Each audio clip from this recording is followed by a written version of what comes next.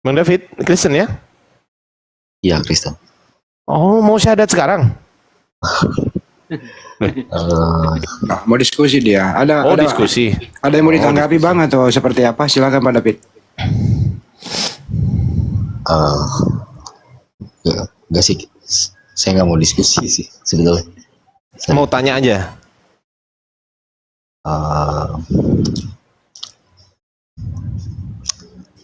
Apa Bang? Gini loh Pak David, berarti ini topiknya gini loh. Jadi baru saja ada beberapa mualaf saya tanya, kenapa Anda memeluk Islam?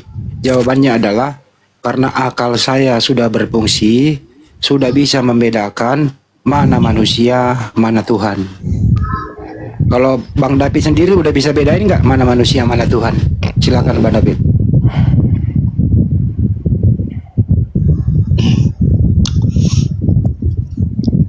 Ya sudah. Enggak, maksudnya Bedanya apa Bang, manusia dengan Tuhan Bang? ya manusia ciptaan Tuhan pencipta. Yang mati di tiang kayu salib itu ciptaan atau Tuhan? Ya ciptaan. Berarti Yesus ciptaan? Hah? Iya. Berarti Yesus ciptaan Tuhan? Udah. Betul? Iya. Wih, mantap. Ya. Tepuk tangan saudara-saudara. Saya nggak ada tepuk tangan di sini. Yang ada jangan pelit-pelit. Yang punya aduh, pelit kali Bang. Tepuk tangan. Yakinkan hatimu, yakinkan. Oke, alhamdulillahirrabbilalamin. Jadi Bang David sudah meyakini bahwa saya Yesus bukan Tuhan ya? Sebetulnya nggak kesana sih Bang. Lah kemana Bang? Terus kalau nggak kesana kemana? Coba kemana Bang? Ya nggak, masih dalam tahap belajar. Oke, nggak apa-apa. Kami hargai proses pembelajaran Anda. Cuman yang ingin saya tanyakan adalah kalau memang manusia adalah ciptaan Tuhan, pertanyaan saya tadi kan ya udah turunin Bang Ardi, dia mau minta diketes nih Bang Ditoni. Jadi Bang Ardi ya, turunin sebentar. saya, dia mau naik lagi. Sebentar. Oke ya, saya lanjut dulu ya. Bang David, monitor Bang David ya. Bang David? Ya. Ya, jadi Anda masih meyakini Yesus itu Tuhan, bukan manusia? Ya masih ada dalam doktrin. Masih ada dalam doktrin. Kalau dalam doktrin Anda, Yesus itu manusia apa Tuhan?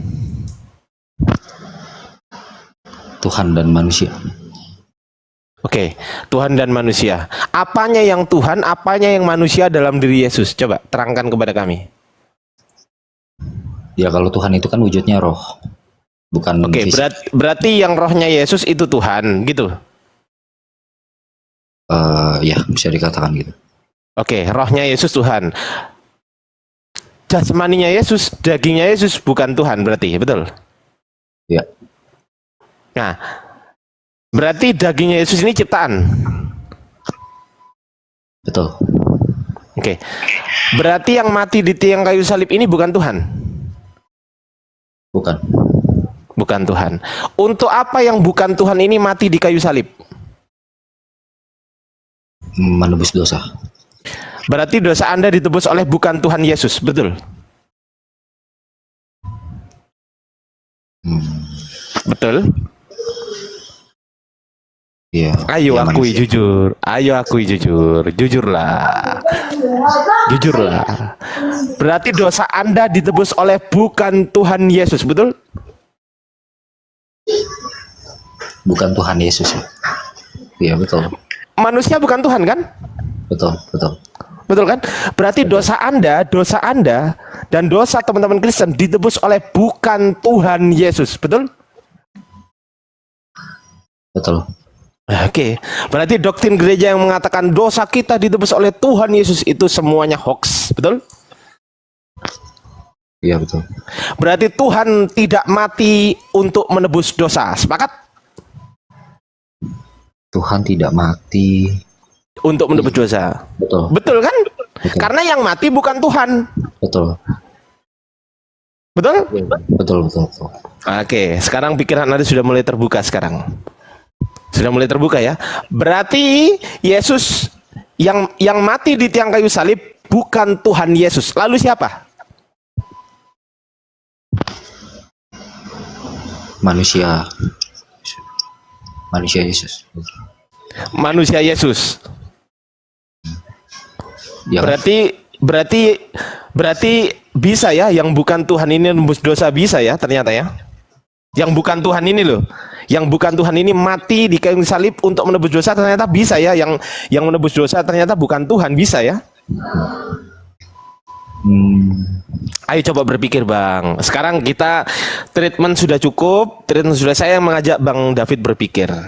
Bang David, kami semuanya sayang kepada teman-teman Kristen sebetulnya Bang David. Bang David percaya itu enggak? Percaya enggak itu? Percaya. Oleh karenanya kami sayang dengan teman-teman Kristen, maka kami umat Islam mengingatkan Anda dan juga teman-teman Kristen tuh untuk berpikir secara sehat, menggunakan akal pikiran yang sudah diberikan oleh Tuhan kepada kita dengan sebaik-baiknya. Begitu ya Bang? ya. Sedikit Bang Ardi, saya selesai. Silakan Pak D. Bang David. Bang David, kalau Anda mengatakan yang disalib itu bukan Tuhan, yang disalib adalah manusia, maka penebusan dosa sia-sia. Karena Yesaya 63 ayat 9 dikatakan bukan duta, bukan utusan yang menjadi penebusmu, tapi Tuhan itu sendiri. Nah, Anda meyakini yang disalib bukan Tuhan. Jadi tidak ada penebusan dosa sia-sia. Nah, gitu Bang Ardi, itu saja yang saya sampaikan Bang Ardi. Lanjut. Ya, luar biasa. Sekarang logik doktrin pertama minimal sudah rontok Pak Disugi ya. Doktrin pertama minimal sudah rontok Pak D. Minimal sudah rontok. Doktrin pertama yaitu penebusan dosa yang dilakukan oleh Tuhan itu udah rontok. Sekarang pertanyaan saya, Pak David. Pertanyaan saya, Anda meyakini Yesus Tuhan, rohnya Yesus Tuhan, betul ya? Ya. Oke. Apakah roh Yesus Tuhan inilah yang Anda sembah atau ada roh lain yang Anda sembah?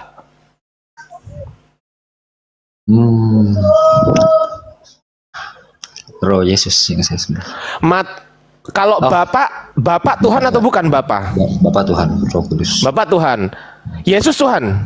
Yesus Tuhan. Roh Kudus Tuhan. Ya. Berapa Tuhan?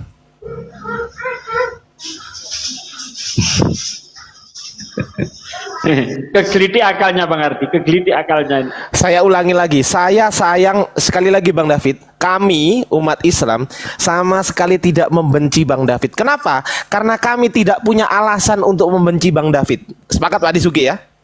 Sepakat ya? Saya tidak punya alasan untuk membenci Bang David. Saya tidak punya alasan itu. Nggak punya alasan. Oleh karenanya kami peduli kepada Bang David. Sekarang saya tanya, Bapak Tuhan, Tuhan. Yesus Tuhan, Tuhan. Roh Kudus Tuhan, Tuhan. Berapa Tuhan? 1. 3. 3. Ada yang mengatakan begini, oh itu 3 kepribadian satu hakikat. Pernah dengar itu nggak Bang David? Tiga pribadi satu hakikat, pernah dengar itu nggak Bang David? Ya itu konsep Tritunggal. Gimana? Ya, Tunggal. itu konsep Tritunggal. Anda percaya nggak dengan konsep itu?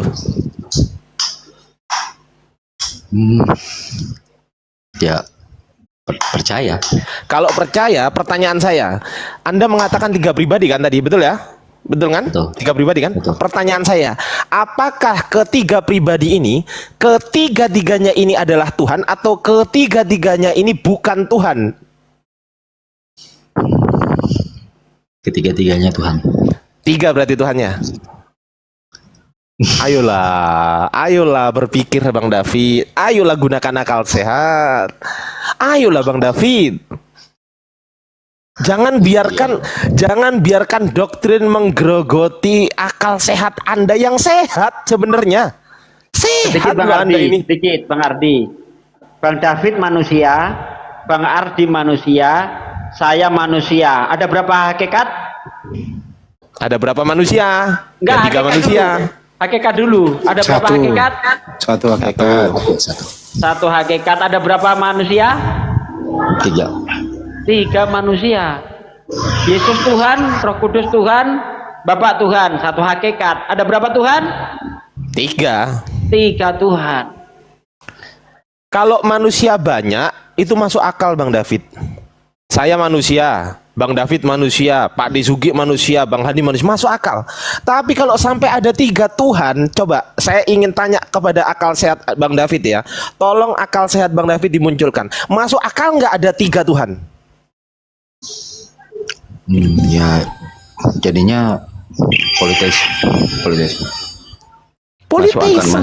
Masuk angin. Masuk akal nggak Bang David? Angin katanya. Izin guru-guru. Ya artinya keluar dari jalur monoteis. Iya, keluar dari monoteis, nggak masuk akal gitu loh. Kang Ustadz mau Ustaz izin ini. Pak, ya makasih. Kang Gia Siap, ini udah Ustadz naik, Neta. barangkali waktunya terbatas, beliau mungkin ini Kak Gia ini, bukti Gia ini barangkali waktunya terbatas, beliau udah naik, mohon izin. Oh, GA-nya Kati, coba. Oh GA. gitu. Iya. Oh ya udah ya, silakan Bunda Gea. Iya Bang, Ya silakan. tadi udah bilang Mama, tapi Mama bilang tunggu nyampe rumah baru bisa ditelepon buat ngomong. Gitu. Ya udah bilang mama aja nggak apa-apa, saya santai kok, gitu aja. Oh, urusannya sama lulu yang nyantel, mau sibuk ya bodo amat. Gak ada urusan. Saya kan ingin bilangnya ke menyampaikan saya. ayat ini. Saya kan bilangnya ke saya tadi. Saya ingin menyampaikan ayat ini Bang David. Yesaya 46 ayat 5. Ini kira-kira Tuhan 3 atau Tuhan 1? Kepada siapakah kamu hendak menyamakan aku? Hendak membandingkan dan mengumpamakan aku sehingga kami sama. Ini Tuhan 1 atau banyak nih? 1. 1. Tuhan tidak mau dibandingkan. Tuhan tidak mau disamakan dengan siapapun. Tuh, Yesaya 46 ayat 5. Kepada siapakah kamu hendak menyamakan aku? Hendak membandingkan dan mengumpamakan aku sehingga kami sama. Tuh.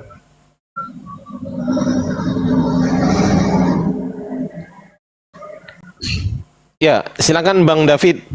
Coba saya ingin tahu tanggapan dari Bang David mengenai konsep ketuhanan setelah kami berikan pertanyaan. Pertanyaan itu kan fungsinya untuk menguji Bang David, betul nggak Bang David?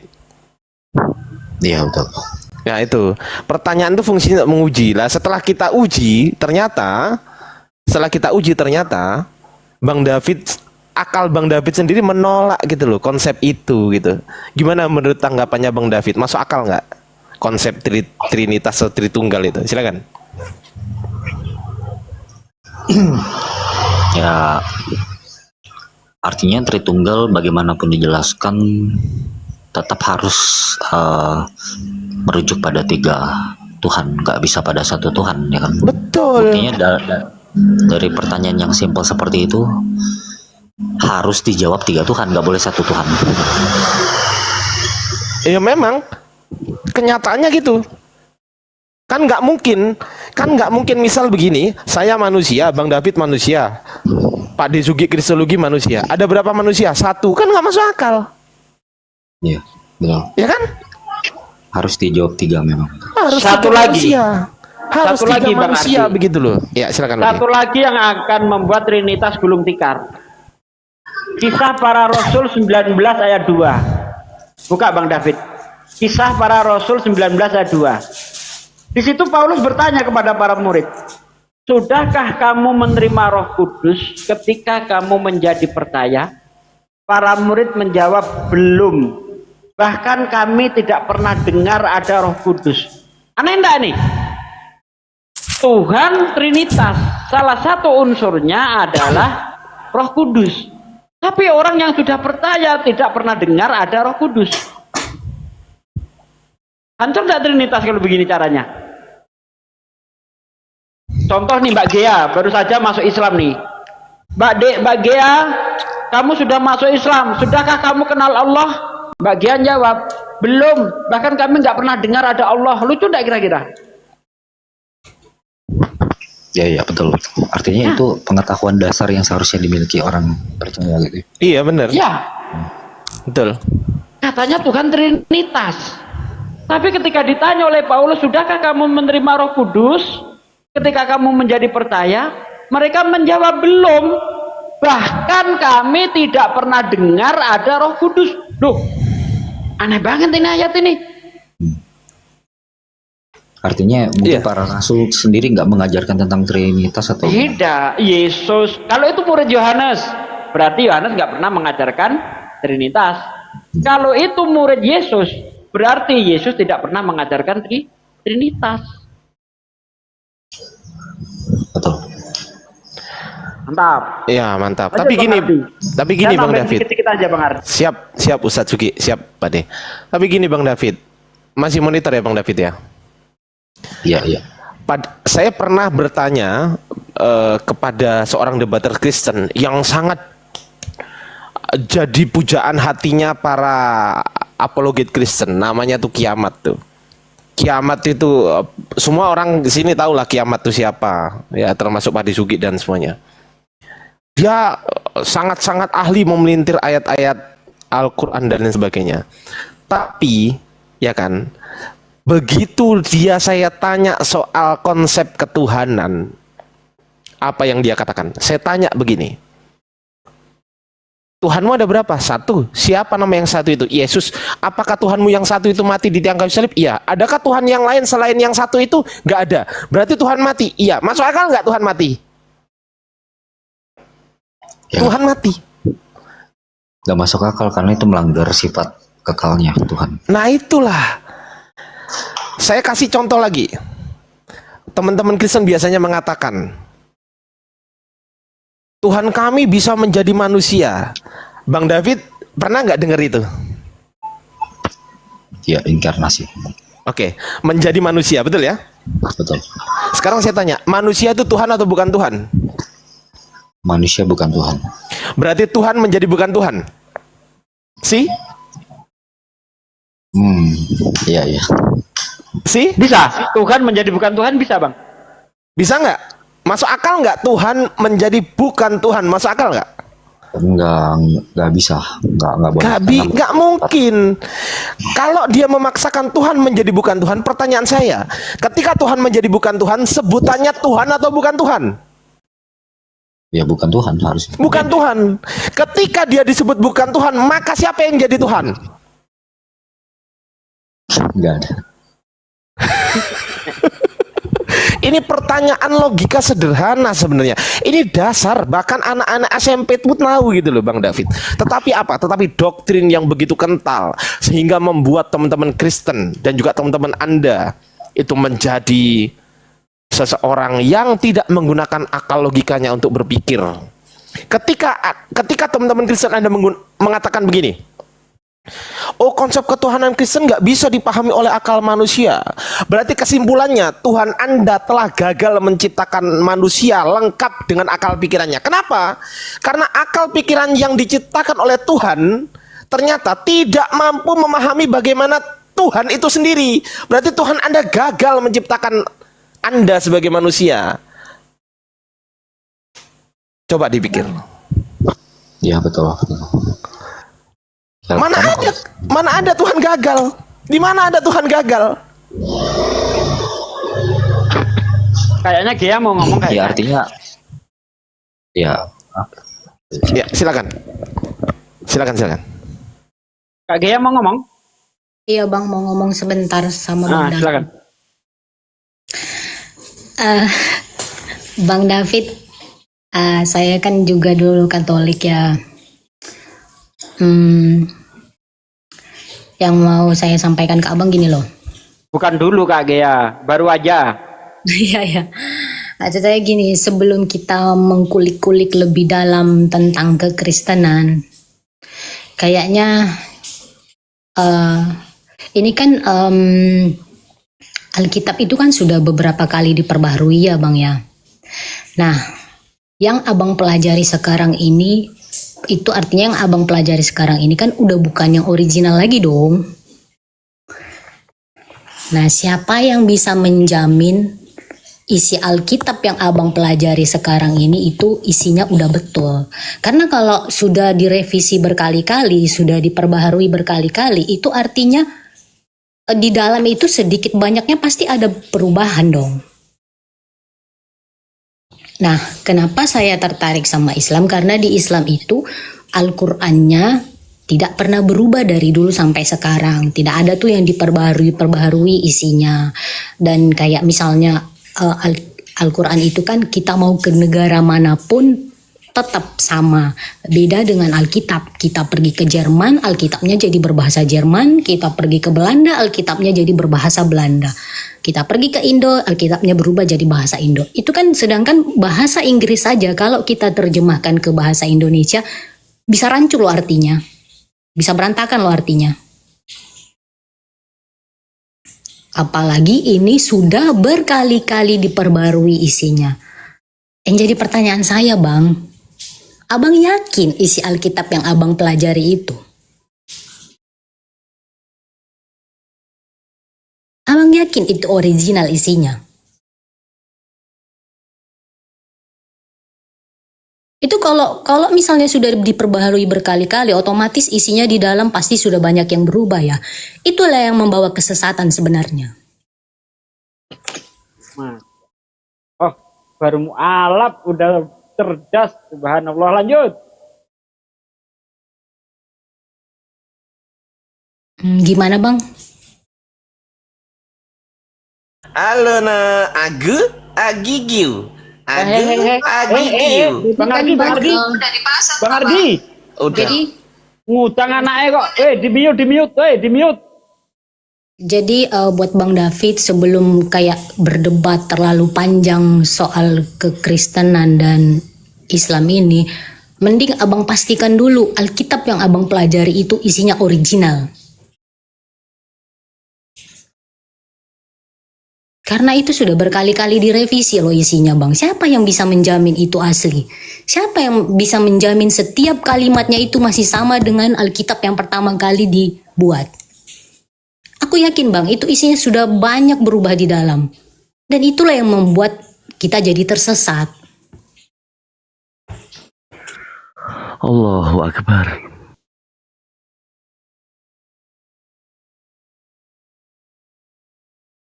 Iya, betul kata Bunda Gea ya, bahwasanya Bible itu bukan hanya dirubah-rubah. Ada yang mengatakan begini, oh kitab kami dirubah-rubahnya itu hanya terjemahan saja. Ada yang mengatakan begitu. Bukan cuma terjemahan saudara. Original teks kitab Anda dari berbahasa Yunani juga dirubah itu. Sesama bahasa Yunani tidak ada yang sama.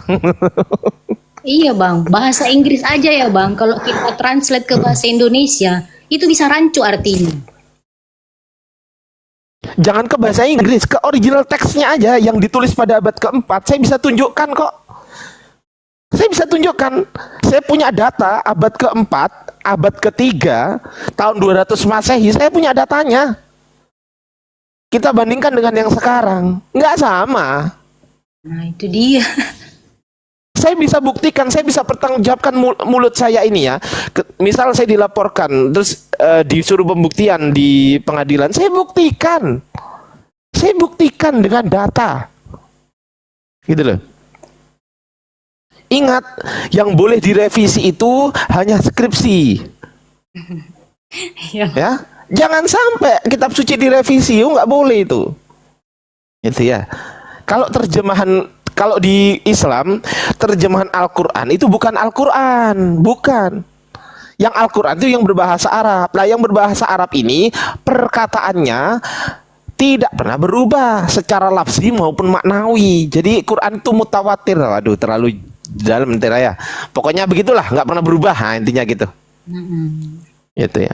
Kalau Bang David pengen lihat saya buka-bukakan, ya nanti saya bukakan kalau memang mau. Saya bisa buktikan. Gitu loh. Tapi ya silakan sama Dinda Gea, Mbak Gea dulu. Soalnya lebih tua Mbak Gea daripada saya. Silakan Mbak Gea. Iya Bang, jadi cobalah abang apa ya, maksud saya coba aja lah abang bandingkan Alkitab beberapa tahun yang lalu dengan tahun di depannya atau bahkan di tahun berikutnya. Itu pasti di dalamnya pasti berbeda-beda itu, nggak persis sama. Dan sebenarnya mungkin ya menurut saya itulah yang membawa kita jadi tersesat. Karena sudah terlalu sering diperbaharui.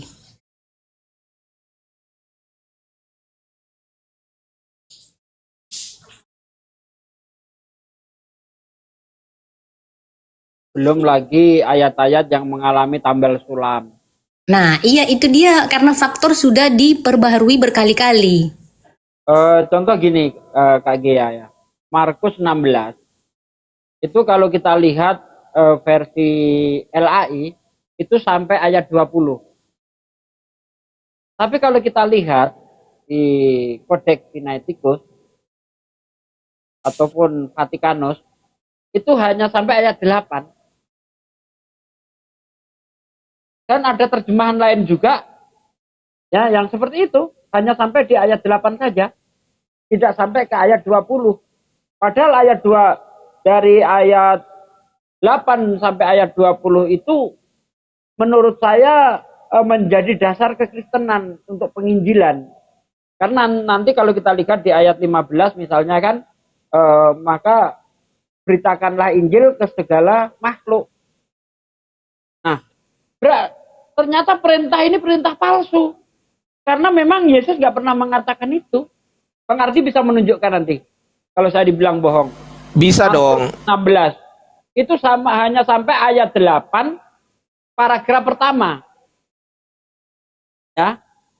Nah, di ayat 8 itu saja ada penambahan yang satu paragraf yang begitu panjang. Ini dapat dari mana ini?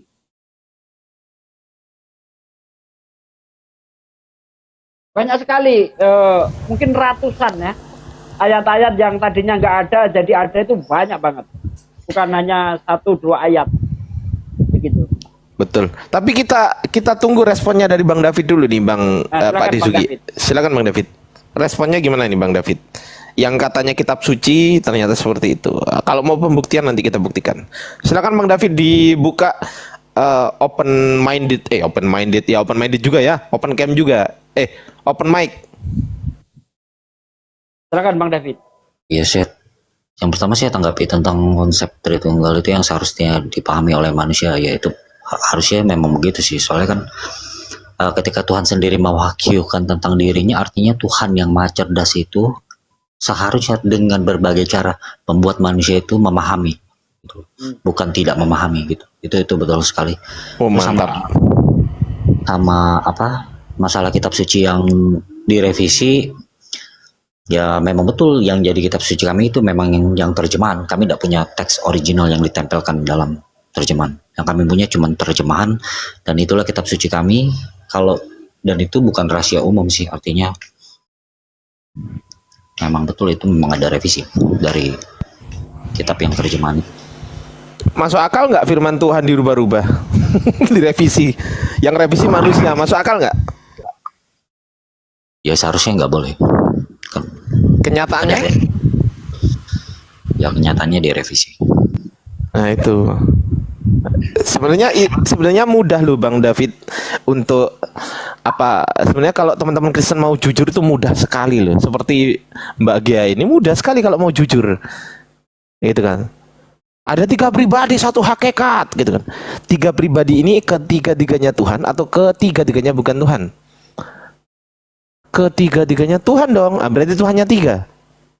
Enggak 1. Nah kan repot kan? Enggak 1 loh. Kok 1? Nah kan di luar Nurul gitu loh. Gitu loh Bang David. Kalau kita arahkan ke manusia, bener mereka Bang Ardi. Bener ya, ada berapa manusia? 3 manusia katanya kan. Iya, kalau manusia bener, tapi kalau Tuhan salah. Gitu. Terus kemudian kitab suci ya kan.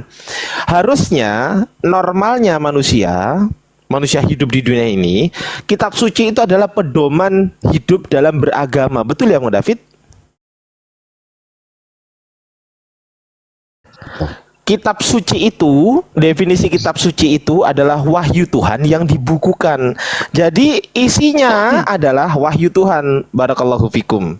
Isinya adalah wahyu Tuhan. Nah, ketika di dalamnya itu tercampur aduk antara wahyu Tuhan dan bukan wahyu Tuhan, pertanyaan saya, masih suci nggak? Tidak suci. Tidak suci. Seperti halnya yang dikatakan Yesus di dalam Markus 16 ayat 18.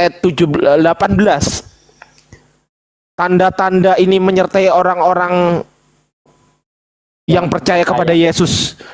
Salah satunya adalah memegang ular dan minum racun maut, maka dia tidak akan mati. Masuk akal nggak? Ya, faktanya nggak pernah bisa dibuktikan. Itu ayat tambahan. Saya berani membuktikan secara original teks berbahasa Yunani, saya bisa buktikan. Tapi nggak perlu ya kalau nggak minta. Kalau minta saya bisa buktikan. Minta enggak Bang David? Boleh. Waduh, boleh. repoti aja Pak D ini. Wah, repoti biar aja. nggak dibilang hoax. Waduh, ngerepoti aja lo. Maksudku itu, Mbok ya percaya gitu aja lo. Gimana sih? Bisa. Biar dia ke apa? Yakinnya itu semakin paten gitu. Yes. Wati Suki ini. nih. Host, gedein saya host. Hostnya juga gitu nih. Gimana hostnya nih? Ya kan? Kita buka di sini dulu ya, di Markus 16. Di Markus 16. Nah, ini kan kitab Anda, Bang David. Coba dicek dulu deh di kitab Anda. Anda pegang kitab nggak sekarang, Bang David? Pegang nggak? Lagi nggak pegang. Oke, ini Markus 16. Ini bukan data dari Islam ya. Tulisannya apa itu? Alkitab Sabda. Kalau Islam kan nggak ada Markus, betul nggak? Ini loh, kebangkitan Yesus. Ini Markus ya. Betul ya? Markus 16 ayatnya sampai dengan 20 nih. Kelihatan nggak Bang David? Open mic aja, nggak usah ditutup Bang David. Iya betul. Saya bohong nggak ini? Wah, aku nggak bohong ya. Oke ya. Kalau nggak percaya bisa dicek Bibelnya sendiri-sendiri deh. Barangkali teman-teman Kristen ada yang bilang, oh itu editan Ardiansa, itu editan.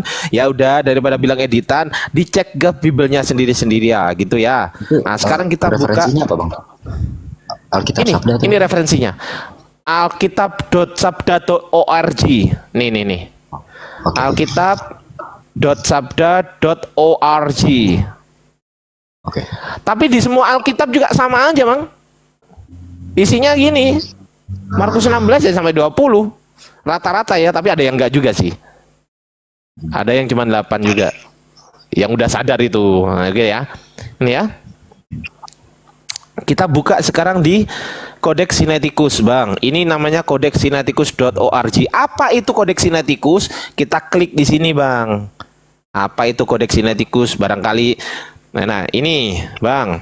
Codex Sinaiticus, a manuscript of the Christian Bible written in the middle of the 4th century, contains the earliest complete copy of the Christian New Testament.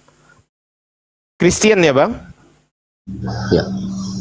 Ya, Codex Sinaiticus sebuah manuskrip Bible Kristen yang ditulis pada pertengahan abad keempat century of the 4th century, pertengahan abad keempat. Contains the earliest, berisi salinan lengkap paling awal, the earliest complete copy of the Christian New Testament. Oke ya, udah clear ya di sini ya. Ya. Sekarang di sini ada tulisan see the manuscript. Kita cek manuskripnya. Kita cek di sini di Markus. Markus ini 16. Nih Markus 16 nih, Bang. Markus 16 verse ayatnya nih Bang. 1, 2, 3, 4, 5, 6, 7, 8. Tangan saya bisa nggak turun lagi Bang? Coba cek. Bisa nggak turun saya? Iya. Turun lagi. Nggak bisa. Nih Sampai kita cek yang verse 8 ya. Kita baca Bang. Kita baca Bang. Kita baca Bang. Ini ya Markus 16. 16 ya. 1, 2, 3, 4, 5, 6, 7, 8. Di sini kai odeni oden epon epo bontogar. Setelah epo bontogar nih di sini mana? Nah ini original teksnya Bang. Kalau Abang mau baca silakan, saya kasih referensinya, namanya kodexsinaiticus.org. Nih kelihatan sekali ya. Kai odeni oden epon epo bontogar. Nah, gar ini ayat berapa? Ternyata gar ini ayat 8 Bang. Ayat 9-nya mana? Nggak ada. Setelah itu langsung Lukas. Kata Lukan. Menurut Lukas. Langsung Lukas 1 nomor 1 nih. Tuh. Langsung. Ini cuman 8 dong. Lah pertanyaan saya, yang 9 sampai 20 dari mana gitu loh. Abang tahu nggak abad keberapa adanya ayat 9 sampai 20? Nggak tahu. Abad kelima. Abad kelima baru ada ayat itu Bang. Di abad keempat Sinaiticus gak ada. Di abad keempat Vatikanus gak ada. Tiba-tiba muncul di abad kelima. Nama kodeksnya adalah Kodeks Bezae Bang. Ada nggak datanya Ardi? Ada. Ada. Nih saya bukain. Lengkap Bang kami Bang. Kami nggak mau mencederai apa namanya cara diskusi kami. Nih yang aku tunjukin nih, ini kodeks Bezae abad kelima nih.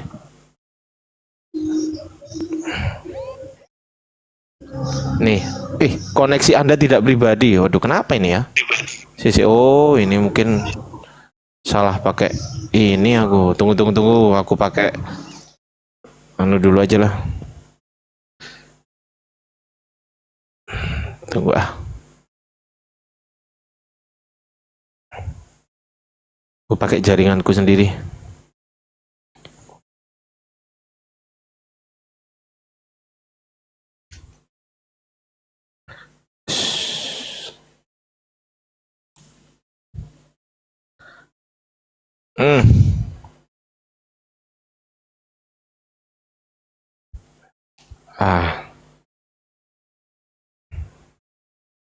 Nah, ini udah.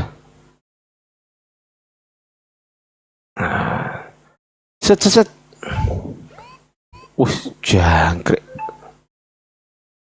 Kenapa ini? Kenapa koreksi tidak pribadi ini teman-teman? Kenapa ini? Kenapa kok gini? Oke, tunggu setelan dulu. Minta pakai VPN itu.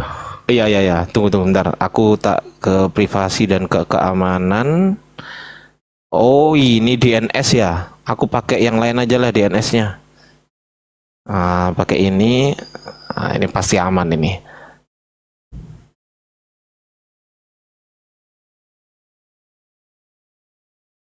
Jangkrik, Kak Iso. Kenapa ini? Itu kata Aki Alfi katanya lagi error katanya untuk servernya katanya Bang Ustaz. Oh, servernya error. Ya udah. Iya. Ya kalau gitu aku close game dulu. Servernya error. Jangan-jangan servernya direvisi nih. Itu tapi kata Bang Jibril ini klik advance katanya yang di bawah kiri. Hah? Advance. Klik advance yang di bawah kiri. Yang di bawah Oh, oke. Terus setelah klik advance, muat ulang. Oh, nggak bisa ya? Nggak bisa Bang Jib. Bang Jibril naik aja, ajarin saya Bang. Tapi aku tak turun ya. Oke, sebentar. Saya mau Saya yang turun saya. Gimana? saya mau Diajarin buktikan malah nih. turun. Yang pakai terjemahan aja saya buktikan. Sarin dikit. Ya, gedain. Ini Markus 16 ayat 8 ya. Terjemahan baru itu lengkap nih. Lalu mereka keluar dan lari meninggalkan kubur itu sebab gentar dan dahsyat menimpa mereka. Mereka tidak mengatakan apa-apa kepada siapapun karena takut. Dengan singkat mereka menyampaikan semua itu kepada Petrus dan teman-temannya. Sesudah itu Yesus sendiri dengan perantaran muridnya memberitakan dari timur ke barat berita yang kudus dan tak terbinasakan tentang keselamatan yang kekal itu. Ini versi AYT. Kemudian mereka keluar dan melarikan diri dari kuburan itu karena mereka dikuasai rasa gentar dan takjub, dan mereka tidak mengatakan apa-apa kepada siapapun karena takut. Habis ya, gak ada tambahan ya, karena takut. Ya. Yang bawahnya ini TL, terjemahan lama 1954. Lalu dengan gopoh-gopoh keluar mereka itu sambil berlari dari kubur itu karena gentar dan dahsyat menimpa mereka itu, maka satu pun tidak dikatakannya kepada seorang dua pun sebab sekaliannya itu takut. Selesai. Nah, ini ada tambahan satu paragraf ini dari mana ini? Nah, dengan singkat mereka sampaikan semua pesan itu kepada Petrus. Justru penambahan ini terjadi kontradiksi di antara ayat ini sendiri. Di ayat ini dikatakan mereka tidak mengatakan kepada siapapun karena takut, tapi di frase berikutnya dengan singkat mereka sampaikan semua pesan itu kepada Petrus. Loh, katanya nggak menyampaikan apa-apa, kok ini disampaikan juga ke Petrus? Kontradiksi kan? Tuh, mereka tidak mengatakan apa-apa kepada siapapun juga karena takut. Dengan singkat mereka sampaikan semua pesan itu kepada Petrus dan teman-temannya. Kontradiksi antara ayat inilah. Kalau ayat ditambah-tambah cakar-cakaran sendiri dalam satu paragraf, satu ayat. Nah, aneh kan? Ini bahasa Indonesia sederhana. Maka mereka keluar dari kubur itu lalu lari karena terkejut dan takut. Mereka tidak mengatakan apa-apa kepada siapapun karena takut. Nah, selesai udah. Gak ada lagi. Tuh. Nah, ini bukti bahwa kitab Anda mengalami tambal sulam. Masihkah kitab ini bisa dibilang kitab suci? Ini bukan tulisan orang Islam. Ini nggak pernah sholat Jumat, nggak sunat yang nulis ini. Jadi bukan orang Islam. Begitu Bang David, silakan komentarnya.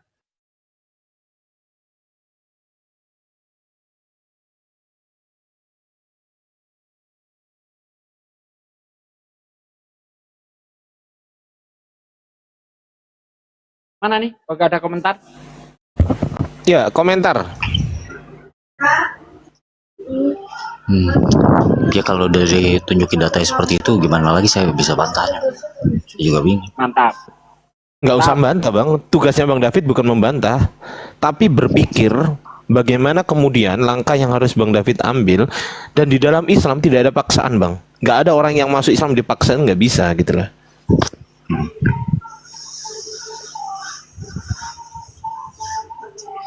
Gitu Bang, mau masuk Islam silakan, mau nggak masuk Islam juga silahkan, nggak ada untung kami, nggak ada ruginya juga sih, itu Bang.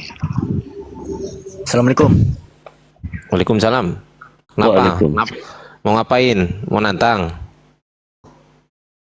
Aku mau nantang Pak Ardi. Gimana tadi? Dinda Alfi bisa nggak? Gak bisa pakai proxy kayaknya tuh. Cuman Udah dicoba nggak di situ? udah tadi coba belum? Udah tadi memang nggak bisa. Biasanya memang kayaknya lagi. Tapi Iya, coba biasanya. Bang Zikri nanti yang buka. Cuma Alfi, Iya. mau sampaikan sedikit aja ke Bang David. Sebenarnya kenapa kami tahu informasi seperti ini Bang? Karena Allah itu udah memberikan informasi terlebih dahulu di 14 abad sebelumnya itu. Fawailul lil ladzina yaktubuna al-kitaba bi aydihim summa yaquluna hadza min indillah. Celakalah mereka yang menulis kitab dengan tangan mereka sendiri lalu berkata ini dari Allah. Ah, itu Bang. Jadi kami itu mendapatkan informasi itu memang udah dari Allah gitu. Rabbul Alamin, Tuhan semesta alam. Jadi kalau ada Allah ngasih informasi itu nggak mungkin salah tuh Bang. Nggak mungkin tuh.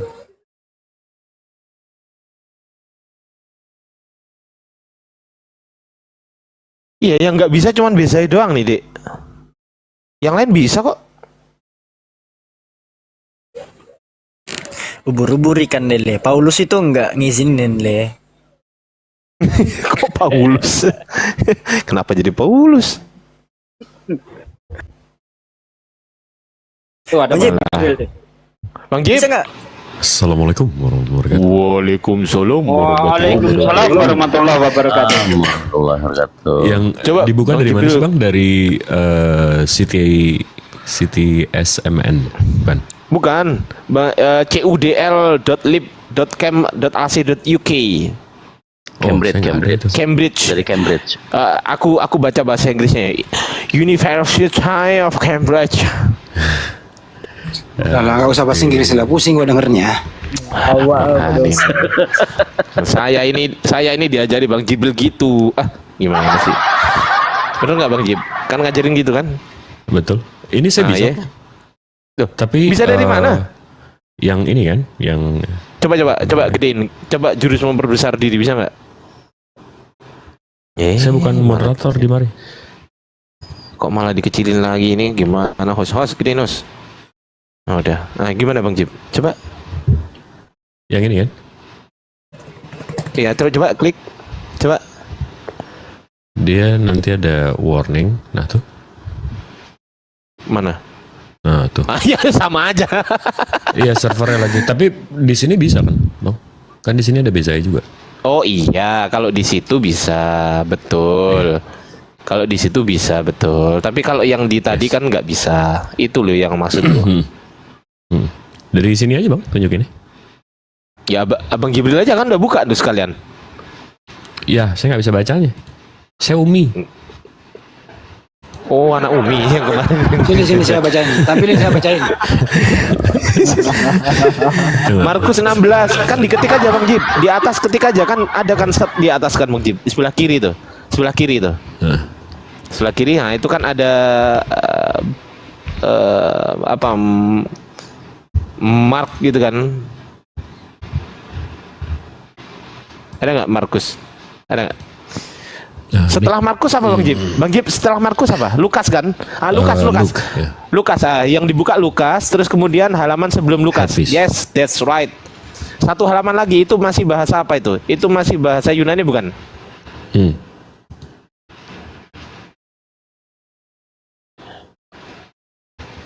Bacanya nanti gue kayak baca Iqra guys. Jangan Alif Baba. Iya. Tata. Jangan Gua belum Bang bisa Jib. baca ini. Karena ini yang karena gini nanti nggak bisa dipahami semua orang, maksudnya kan nggak ada tulisan satu duanya, tapi yang di Bezai yang CUD tadi itu ada satu dua aja Bang Jim. Di sini kan nggak ada, bener nggak? Ada nggak? Nggak apa-apa, coba buka aja nggak apa-apa. Tunggu. Mark 16. Enggak, aku alasan aja supaya aku nggak baca gitu loh. Iya, 16 nih di sini nih. Sini kasih Alfi. Nah, tuh Dinda Alfi aja deh. Dinda Alfi baca. Ini belum dicoret-coret ini. Coba mana ini di Markus? Bukan. Ini Markus 15. Markus 16-nya mana Bang Jim? Ini Markus 15, 16, 18 sampai 20. Markus 16 itu ada dua bahasa Bang Jim. Yang satu bahasa Yunani, yang satu bahasa ya kan? Ini Latin nih. 16. Ini dari Isinya apa? Jangan klik di bawah. Di bawah ada yang namanya Tentara Kulup. Jangan klik nama akunnya Tentara Kulup. Bu nih ya klik. Ini Markus 16, 15. Berarti yang ini. 16, 15. Yang bukan. Ya berarti halaman sebelumnya Bang Gib. Halaman sebelumnya. 15 Nah, coba. mulai dari kayak pen autois. Satu lagi Bang Jib, satu lagi. Bukan itu. Ini Markus 7 ke 15. Hah? Ini Kok nggak 7 ke urut sih? 15. Mark 16 6, Mark 16 7 ke 16. Oh, ya itu tuh. Coba Markus 16 8 coba. Epo, itu tuh kelihatan tuh. Epo Bontogar tuh kelihatan tuh. Di bawah itu. Yes, that's right. Epo Bontogar. Setelah Epo Bontogar di bawah Bang Jip, yang ada yang kosong tuh, ada baris kosong tuh Bang Jip. Terus bawah lagi. Yes, that's right. Itu kan Epo Bontogar. Setelah Epo Bontogar, coba ke kiri ya. Itu Anastas Depros. Deproy. Apa itu? Nggak kelihatan. Anastas Deproy. Roti. Sabato. Sabato. Sabato ya kan? Anastas diproy di Sabato. Coba kita cek di Markus 16 ayat 9 Bang Cip. Coba dibuka di biasa. Apa di Alkitab Sabda. Coba. Greek Bible bisa juga. Markus 16 ayat 9. Markus 16 ayat 9. Ayat 9 diklik original text bawah. Yes, Anastas de proe sabat. Apa itu? Prote sabato. Yes. Mantap. Betul kan? Betul. Final. Tuh. Ayat 9 ada kan di situ di Bezai. Jadi muncul ayatnya itu pertama kali abad ke-5 Bang David. Begitu Saudara. Lanjut. Kok cuman di Beza ya? Vaticanus Sinaiticusnya nggak ada. Enggak, tapi sebenarnya the whole point soal kebangkitan ini sebenarnya memang agak aneh nggak sih? Kalian Bang David pernah baca nggak sih Bang? Secara linear. Bang David? Ya. Pernah baca secara linear nggak Bang? Apa tuh? Oke. Ini spesial nih buat abang nih. Kita baca linear ya Bang ya. Mungkin pertama kali ya Bang. Ini kita baca secara linear per kitabnya. Bunda Rosi boleh digedein. Nah, ini Bang, saya monitornya ini monitor Bapak, di monitor Firman, ini monitor Roh Kudus. Nah, tapi kita di sini Bang, kita buka Matius, kita buka Markus, kita buka Lukas, kita buka Yohanes. Kita buka empat-empatnya dengan keadaan yang sama, dengan event yang sama. Ya. Layarnya berapa tuh? 4 layar tuh. Jangkrik. Enggak, ini 3 Bang, tapi 1 hakikat. Sambung. Kita Matius 28. Setelah hari Sabat, lalu menjelang menyingsingnya fajar pada hari pertama minggu itu, pergilah Maria Magdalena dan Maria yang lain menengok kubur itu. Maka terjadilah gempa bumi yang hebat sebab seorang malaikat, Tuhan turun dari langit, datang ke batu dan menggulingkannya lalu duduk di atasnya. Wajahnya bagaikan kilat dan pakaiannya putih bagaikan salju. Dan penjaga-penjaga itu gentar ketakutan dan menjadi seperti orang mati, pingsan mungkin ya. Akan tetapi malaikat itu berkata kepada perempuan itu, janganlah kamu takut sebab aku tahu kamu mencari Yesus yang disalibkan itu. Oke, dari sini kita tahu Matius bilang ada 2 yang datang. Habis itu ada malaikat turun, 1 malaikat turun menggulingkan batu. Habis itu ada penjaganya. Seorang malaikat. Nah, habis itu Markus 16. Kita baca lagi. Setelah lewat hari Sabat, Maria Magdalena dan Maria ibu Kobus serta Salome. Nah, di sini 3 perempuan ya. Beda ya. Di sini tadi 2 ya. Pergilah Maria Magdalena dan Maria yang lain menengok kubur itu. Di sini 2 orang. Di sini yang datang 3 orang, membeli rempah-rempah untuk pergi ke kubur dan meminyaki Yesus. Dan pagi-pagi benar pada hari pertama minggu itu, setelah matahari terbit dari pintu kubur. Tetapi ketika mereka melihat dari dekat, tampaklah batu yang memang sangat besar itu sudah terguling. Berarti malaikatnya nggak turun, nggak ada gempa bumi. Lalu mereka masuk ke dalam kubur dan mereka melihat seorang muda yang memakai jubah putih duduk di sebelah kanan. Mereka pun sangat terkejut. Jadi malaikatnya di dalam. Di sini malaikatnya di luar, duduk di atas batu. Jadi ini 2 orang, ada gempa, malaikat turun, duduk di atas batu. Ngomongnya di luar. Di sini 3 orang, nggak ada gempa bumi, malaikatnya nggak turun, malaikatnya di dalam kuburan. 1 orang. Oke, 2 orang ya. Kita ke Lukas. Tetapi pagi-pagi benar pada hari pertama minggu itu, mereka pergi ke kubur membawa rempah-rempah yang telah disediakan mereka. Mereka mendapati batu sudah terguling, nggak ada gempa, malaikatnya nggak turun juga. Dan setelah masuk, mereka tidak menemukan mayat Yesus. Sementara mereka berdiri termengu-mengu karena hal itu, tiba-tiba ada 2 orang yang berdiri dekat mereka memakai bajuan yang berkilau-kilau. Nggak ada gempa, malaikatnya nggak di luar, 2 tapi di dalam. Oke.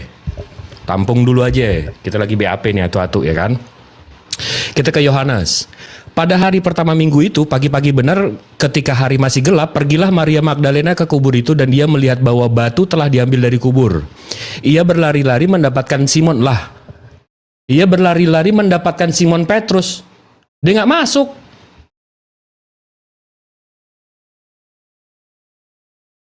Maka ini yang benar yang mana nih, Bang? Yang salah yang mana? Nah begitu, makanya kita telusurin lagi kalau Muslim gitu ya. Makanya begitu kita buka Markus 16, di sini ditulis, sekalipun ayat 1690 tidak tercantum dalam dua naskah Yunani yang tertua, ayat ini muncul dalam berbagai naskah tua lainnya. Juga sebagian terbesar naskah Yunani di dunia kuno.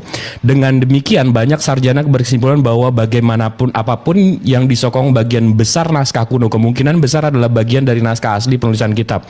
Dengan demikian 16920 ini harus dipandang sebagai bagian dari firman Tuhan. Lah jadi dipaksa. Harus ya. Harus tuh.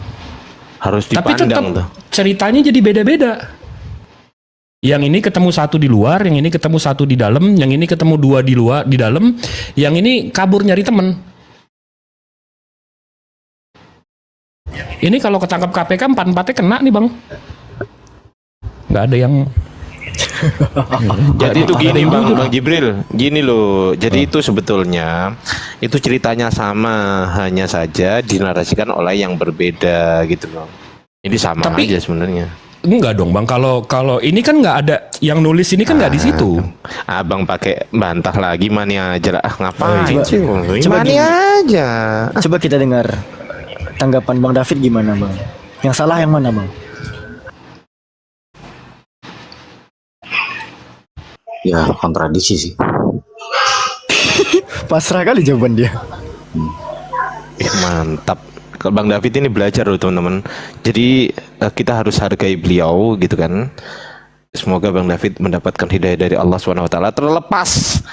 Terlepas bagaimana apa yang ada di dalam hatinya, kita nggak pernah tahu memang apakah beliau memang betul-betul ingin mendapatkan kebenaran ataukah misal ingin dengan maksud yang lain. Wallahu alam. Yang jelas secara dohir kita melihat Bang David ini sepertinya mengakui Bang Jib tadi Yesus juga. Kalau Nabi saya bilang sih kalau ragu tinggalkan. Ya nggak? Jadi gimana tuh? Aduh, kita pusing. Oke, tinggal dari sisi sejarah nih, supaya untuk menghilangkan doktrin itu sudah sepenuhnya. Boleh ya? Mantap, ini bagian Izin. Kang Dito sekarang. Silakan Kang Dito. Masya Oke, Allah. terima kasih. Izin ya Oke, Bang. terima kasih Kang Dito, luar biasa. Ya, sekian dari Kang Dito, Bang David. Belum ya. Belum. Oke. Dari sisi fakta historis ya, Bang David, kalau memang semua teman-teman Kristen ini mendasari bahwa Bible itu ukuran bagi iman dan hidup orang Kristen, itu Bible. Tapi begitu melihat rujukan fakta historis, nih kanonisasi perjanjian baru ya. Ini orangnya, Origen namanya. Jadi Origen ini dari Alexandria menyusun sebuah daftar kitab. Kemudian tahun berapa ini?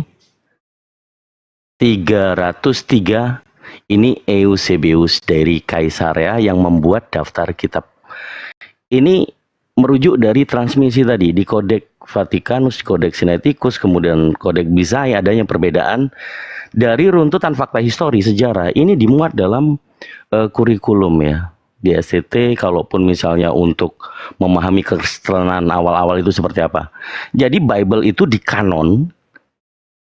Nama besar yang kita ketahui adalah Eusebius tahun 303. Ini baru di kanon. Apa kanon itu? Kanon itu distandarkan sebagai apakah ini wahyu atau bukan nih.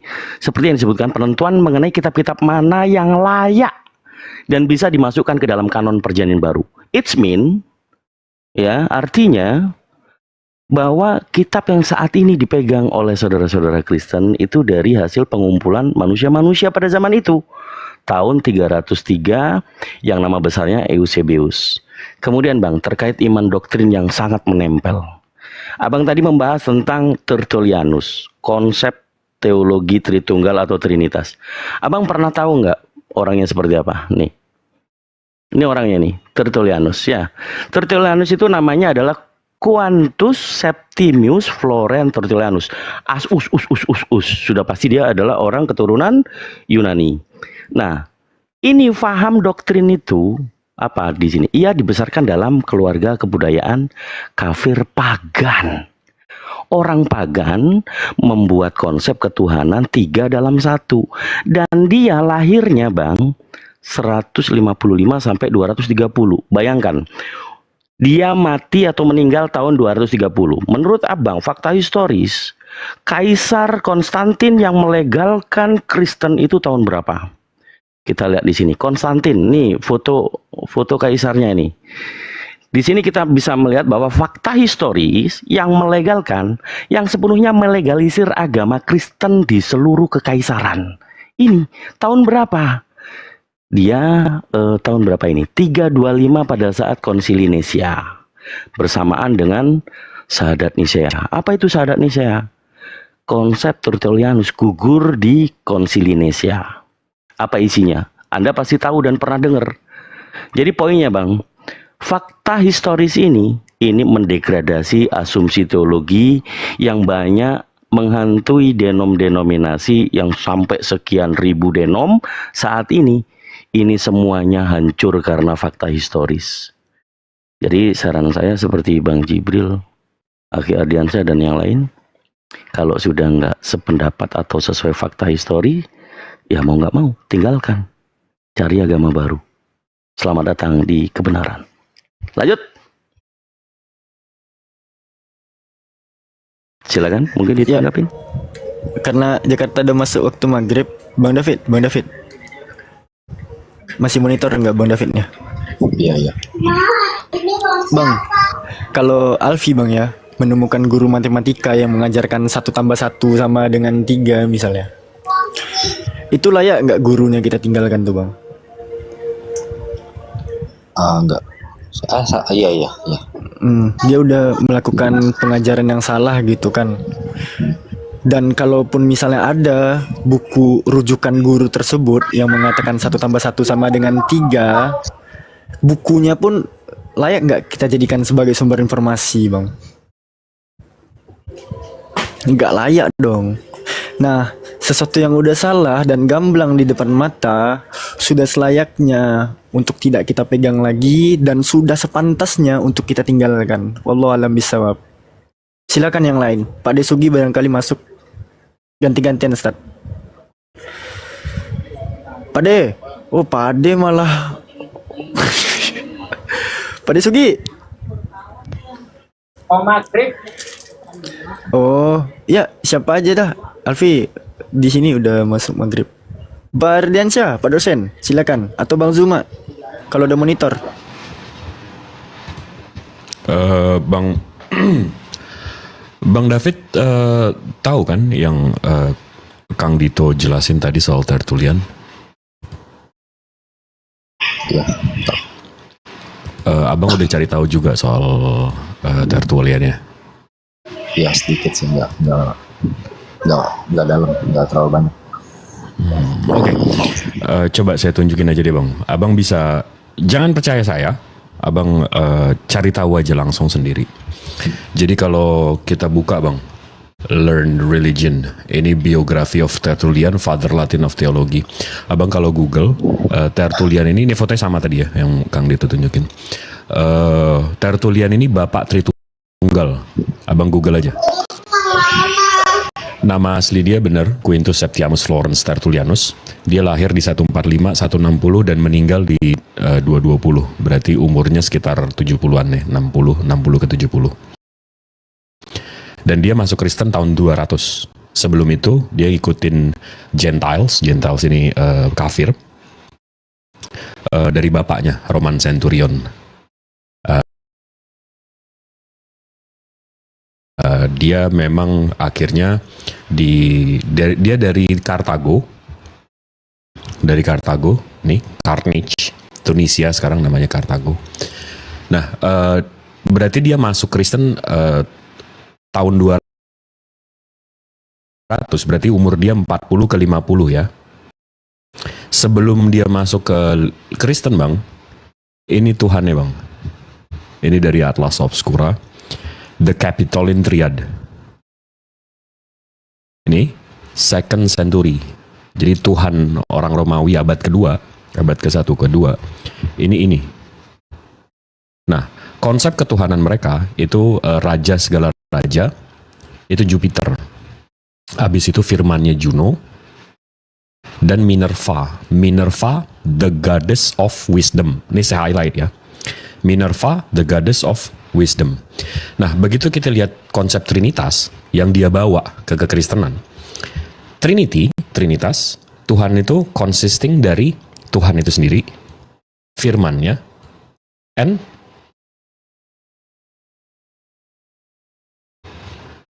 sama nggak?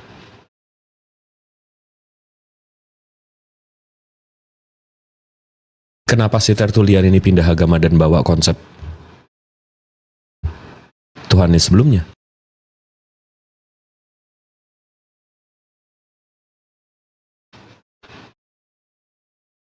Menurut abang kenapa, Bang? Kenapa ya? Sama aja kalau abang tiba-tiba masuk Islam malam ini, habis itu abang jadi bapak Tritunggal di Islam. Oh iya. Oh. Untuk menularkan pemahaman pagan. Karena pemahaman dia sebelum dia masuk Kristen, jadi bapak Tritunggal, dia agamanya Capitoline Triad. Nah. Dan yang anehnya lagi, kalau abang bisa buka Kisah Para Rasul 1728 ya. Ini abang pelajarin sendiri deh, tapi ya saya cuma tunjukin aja ya. Di Kisah Para Rasul 1728, Bang, di sini dibilang sebab di dalam diri kita, di dalam dia kita hidup, kita bergerak, kita ada seperti yang telah dikatakan oleh pujangga-pujanggamu, sebab kita ini dari keturunan Allah juga. Ini saya penasaran nih, Bang, pujangga-pujanggamu ini siapa nih? Kalau saya lihat bahasa Inggrisnya, for in him we live and move and have our beings, as a certain also of your own poets ini pujangga-pujanggamu, have said, for we are also his offsprings. Saya mau cari nih quotes-nya dari mana. Begitu saya cari tahu, Bang, as always, dari buku penulisnya Aratus, judulnya Fenomena. Aratus ini penyembah Zeus dari 3 abad sebelum Masehi. Ya. Dan begitu saya cari lagi, nah, nih. Therefore, always we all have need, dan kita akan selalu perlu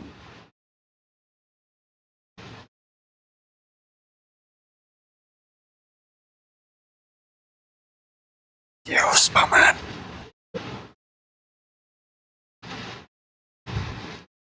Bang David ini nyimak nggak? Nyimak.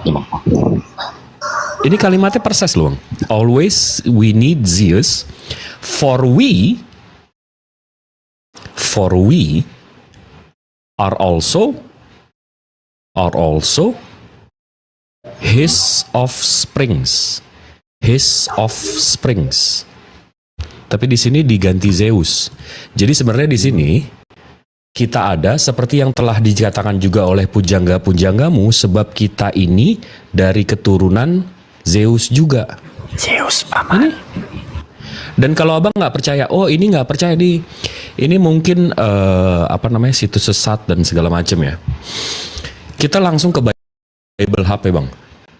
Kisah Para Rasul 1728. Di Bible Hub-nya sendiri mengakui kalau ini dikutip dari kitab Fenomena, dan ini ditulis oleh, jadi Paulus mengquotes penyembah Zeus dari 3 abad sebelum Masehi.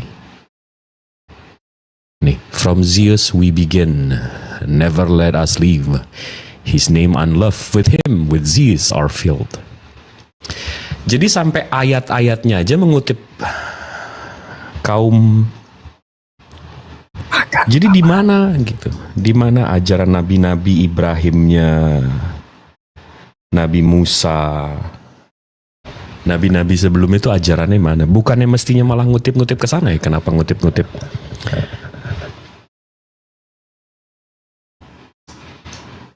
Tapi ya, Akhi Jibril. siap, Kang Lito, siap. Ke Yesus mungkin ada hubungannya nggak dengan Yesus? Yesus. Kalau nama itu kan linguistik, jadi ya memang semuanya ke sana. Sampai tempat lahirnya kan juga di Goa kan? Exactly. Tempat lahir Yesus yang ditemukan Saint Helena di abad keempat.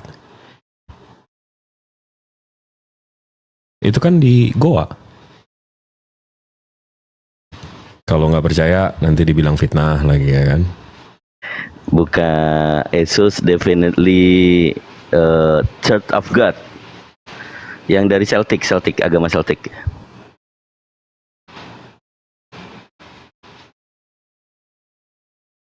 Wah, internet saya ini, langsung nih, ini dari UNESCO, Bang David, Birthplace of Jesus, tempat lahir Yesus. Di sini, ini masuk ke goanya, tempat masuk goanya. Habis itu ini palungannya. Nah di sini, ini datanya dari datanya dari UNESCO ya. Bisa kalau nggak puas hati bisa ke sana. Di sini dibilang gereja basilika asli tahun 339 Saint Helena yang sebagian besar bertahan di bawah tanah, diatur sedemikian rupa sehingga ujung timurnya berbentuk segi 8 mengelilingi dan memberikan pemandangan goa. Dalam bahasa Inggrisnya The Cave. Jadi yang nemuin tempat lahir Yesus itu Saint Helena, yang notabene-nya Saint Helena ini penyembah Zeus sebelum Yesus. Dia nemuin tempat lahir Yesus di Goa di abad keempat ya, bukan abad 1, abad 2, abad 3 ya, abad 4 tahun 339 to be exact. Ana izin 3 rakaat.